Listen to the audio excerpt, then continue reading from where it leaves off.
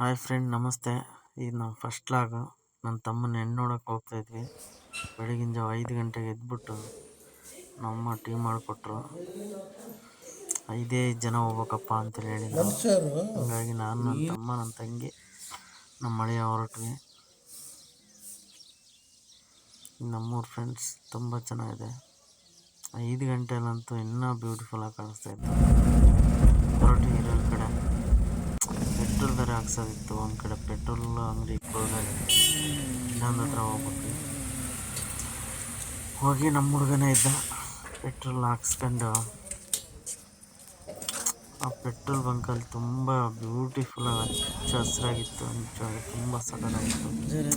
ಅದನ್ನೆಲ್ಲ ನೋಡ್ಕೊಂತ ನಿಂತ್ಕೊಂಡು ಪೆಟ್ರೋಲ್ ಹಾಕ್ಸ್ಕೊಂಡು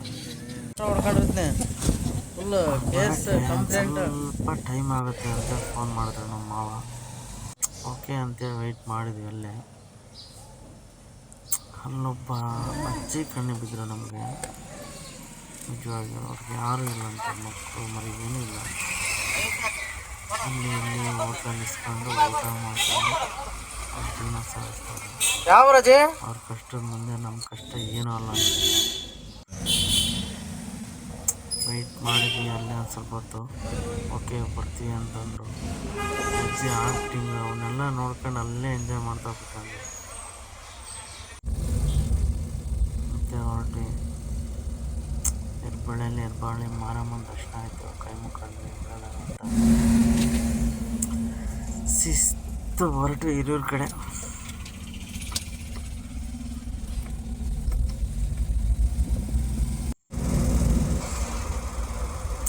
ಎಲ್ಲ ರೋಡಲ್ಲಿ ಹೂವಿನ ಗಿಡಗಳಿತ್ತು. ತುಂಬ ಬ್ಯೂಟಿಫುಲ್ ಆಗಿತ್ತು.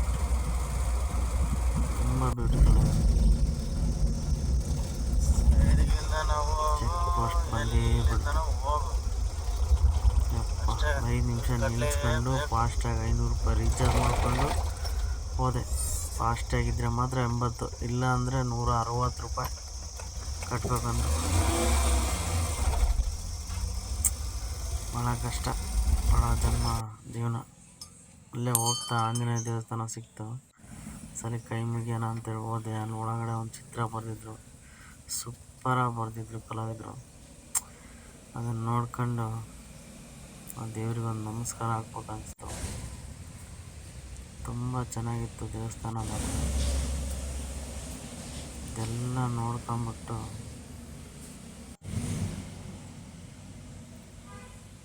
ಬ್ಯೂಟಿಫುಲ್ ಆಗಿದೆ ಬಿಡಿ ದೇವಸ್ಥಾನ. ಹಂಗೆ ಕೈ ಮುಕ್ಕೊಂಡು ಒಳ್ಳೇದಾಗಲಿ ಎಲ್ಲರಿಗಂತ ಆ ಚಿತ್ರ ಇನ್ನೊಂದ್ಸಲಿ ನಾನು ನೀಟಾಗಿ ಸ್ಪರ್ಶ ಮಾಡಿದೆ. ತುಂಬ ಚೆನ್ನಾಗಿ ಬರೆದಿದ್ರು.